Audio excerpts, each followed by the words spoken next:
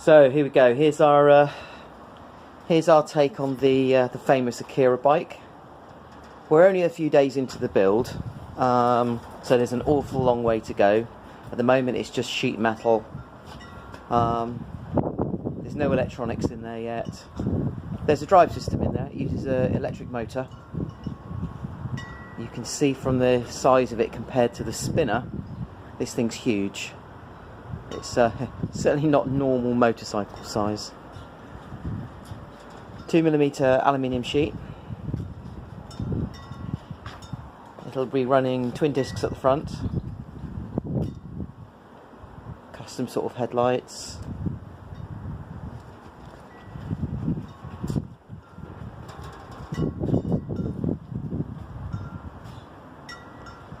There we go, that's the beginning of our Akira bike.